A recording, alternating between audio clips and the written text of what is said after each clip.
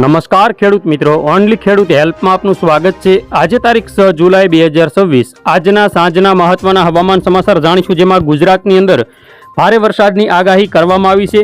GFS model અનુસાર ગુજરાત ઉપર અત્યારે સિસ્ટમ ભયંકર રીતે પાછી ફરી છે। અરબ સાગરમાંથી આખા ગુજરાતને આવરી લેશે। સૌરાષ્ટ્ર, મધ્ય ગુજરાત, ઉત્તર ગુજરાત સહિતના વિસ્તારોમાં વરસાદની હજુ 24 કલાક માટે પૂરેપૂરી શક્યતાઓ છે। બંગાળની ખાડીની જે સિસ્ટમ છે અને અરબ સાગરની સિસ્ટમ બંને તરફથી જે ભેજવાળા જે પવનો છે અને સિસ્ટમોના કારણે અત્યારે હાલ જે ગુજરાતની અંદર વરસાદની શક્યતાઓ હજુ 12 થી 48 કલાક સુધી રહેલી છે। તો જોઈએ સંપૂર્ણ લેટેસ્ટ અપડેટ।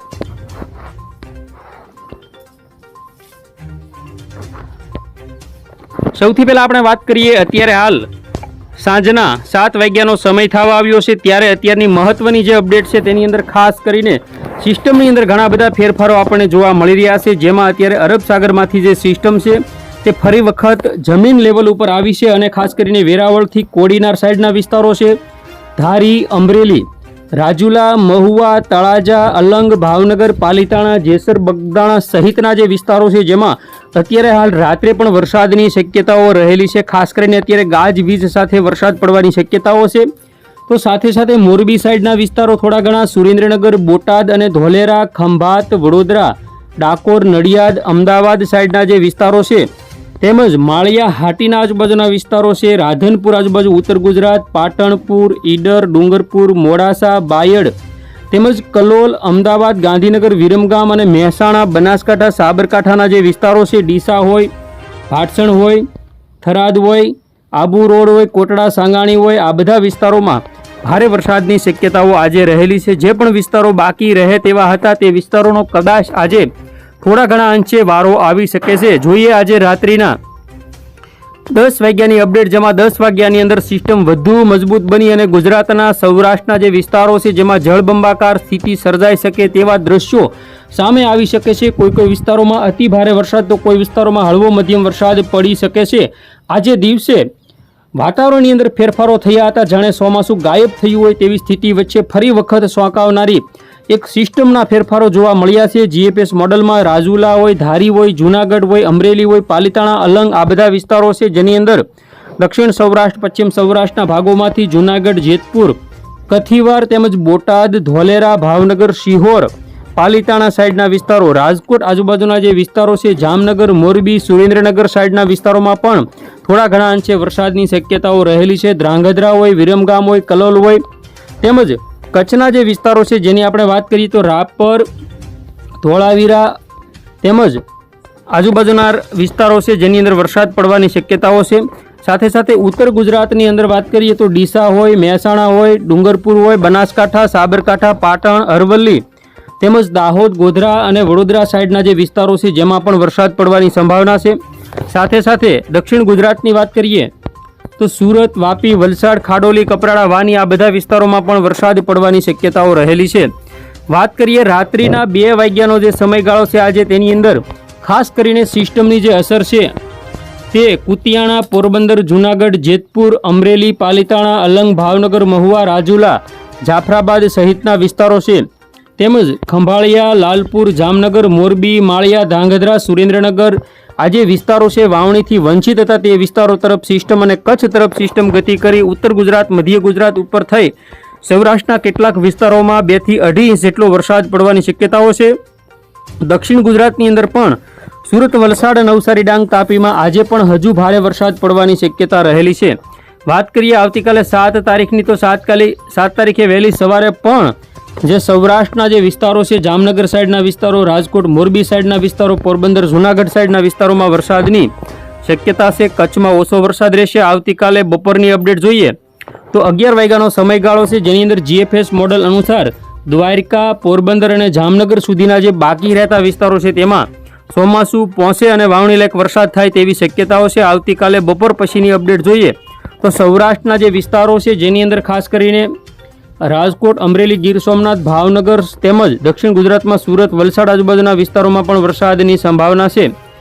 વાત કરીએ હવે 8 તારીખે અને 7 તારીખે રાત્રે તો ઉત્તર ગુજરાતના જે વિસ્તારો છે જેમાં મહેસાણા હોય, મોડાસા, ઈડર હોય, ડુંગરપુર હોય, બાયડ હોય, કલોલ હોય, પાલનપુર હોય આ બધા વિસ્તારોમાં કુદરતે ચમત્કાર દર્શાવી અને આ વિસ્તારોને ફરી વખત વરસાદનો લાભ મળે તેવી શક્યતાઓ છે. સૌરાષ્ટ્રના ઘણા વિસ્તારો હજુ બાકી છે, જેમાં બંગાળની ખાડીની જે સિસ્ટમ છે તે ગતિ ઉત્તર તરફ હતી તે હવે નીચે તરફ આવતા ગુજરાતને તેનો લાભ મળે તેવી શક્યતાઓ છે. ખાસ કરીને આપણે જોઈએ તો હજુ આગામી 3 થી 4 દિવસ આ વરસાદી રાઉન્ડ લંબાઈ શકે છે. 9 તારીખની આપણે અપડેટ જોઈએ તો 9-10 તારીખની અંદર ફરી વખત જે બંગાળની ખાડીની સિસ્ટમ છે તે નીચે આવે તો ગુજરાતને ફરી વખત 10-11 સુધીનો રાઉન્ડ મળી શકે. પરંતુ અત્યારે હાલ સિસ્ટમની અંદર ફેરફારો જોવા મળી રહ્યા છે અને આગામી સમયની અંદર જે બંગાળની ખાડીમાં 15 જુલાઈ આજુબાજુ બનતી સિસ્ટમ પણ ગુજરાત તરફ આવે કે ન આવે તેવી સ્થિતિ અત્યારે સર્જાઈ રહી છે. પરંતુ મોડલો અત્યારે સમયાંતરે બદલાવ લાવી રહ્યા છે. આગળની લાંબા ગાળાની અપડેટ જોઈએ તો જુલાઈની અંદર હવે 15 દિવસ સુધી વરસાદ જણાતો નથી, પરંતુ છતાં કુદરતની ચમત્કારિક જો વાત હોય તો તે વરસાદ લાવી શકે છે. ખાસ કરીને જોઈએ હવે આપણે યુરોપિયન મોડલની અપડેટ.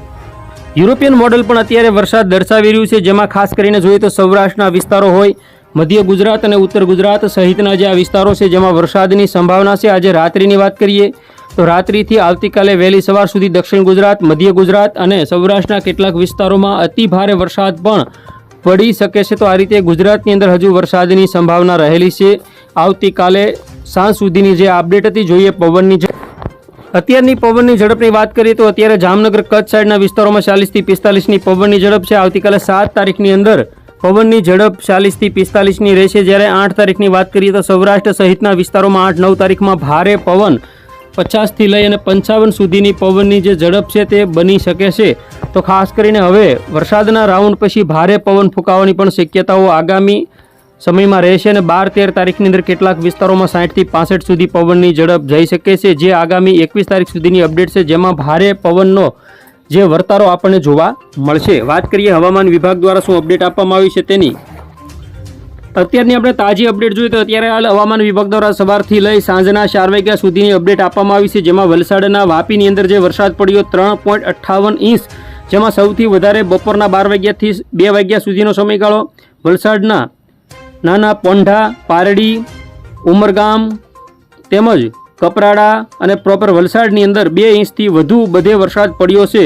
જ્યારે સાબરકાંઠા હોય, ડાંગ હોય, વલસાડ હોય, સુરત હોય, નવસારી હોય, આ બધા વિસ્તારોમાં એટલે કે દક્ષિણ ગુજરાતમાં ફરી વખત વરસાદ જોવા મળ્યો છે. બાકી સૌરાષ્ટ્રના જે કેટલાક વિસ્તારો છે જેમાં પણ અડધો-પોણો ઇંચ વરસાદ જોવા મળ્યો છે. હજુ આગામી સમયમાં રાત્રે વરસાદી માહોલ સર્જાય તેવી શક્યતાઓ છે.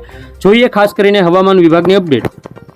તો અત્યારે હાલ હવામાન વિભાગ દ્વારા જે ફરી અપડેટ આપવામાં આવી છે, જેમાં યલો એલર્ટની જગ્યાએ ઓરેન્જ એલર્ટ અને રેડ એલર્ટ દર્શાવવામાં આવેલું છે. તો કહી શકાય કે ગુજરાતની અંદર હજુ વરસાદનો સિસ્ટમ ટળી નથી, પરંતુ દ્વારકા હોય, પોરબંદર હોય, જામનગર હોય, મોરબી હોય એ વિસ્તારોમાં સિસ્ટમ ઓરેન્જ એલર્ટમાં આવી ચૂકી છે. કચ્છમાં પણ ઓરેન્જ એલર્ટ છે. જ્યારે અમદાવાદ હોય, સુરેન્દ્રનગર હોય, તેમજ બોટાદ હોય, વડોદરા હોય, દાહોદ હોય, ગોધરા હોય, ખેડા હોય, આણંદ હોય, આ બધા વિસ્તારોમાં ઓરેન્જ એલર્ટ છે. સાબરકાંઠા, બનાસકાંઠા, અરવલ્લી, મહીસાગર, પાટણ રેડ એલર્ટમાં, ભાવનગર, અમરેલી, ગીર સોમનાથ, જૂનાગઢ, રાજકોટ રેડ એલર્ટમાં, ભરૂચ, સુરત, વલસાડ, નવસારી, ડાંગ, તાપી, નર્મદા, આ બધા જે જિલ્લાઓ છે તાપી જિલ્લા સહિતના જે રેડ એલર્ટમાં જાહેર કરવામાં આવેલા છે. તો કહી શકાય કે હજુ 24 કલાકથી 48 કલાક સુધી જે જીએફએસ મોડલ છે તે અનુસાર ગુજરાત ઉપર સિસ્ટમ ફરી વખત ઘાતક બની અને ભારેથી અતિ ભારે વરસાદ કેટલાક વિસ્તારોમાં પડવાનો છે. જે વિસ્તારો બાકી હતા તેમાંથી મોટાભાગના વિસ્તારોમાં વાવણી થવાની શક્યતાઓ આજે રાત્રે અને આવતીકાલે રહેલી છે. તો ખેડૂત મિત્રો, આ હતા મહત્વના આજના હવામાન સમાચાર.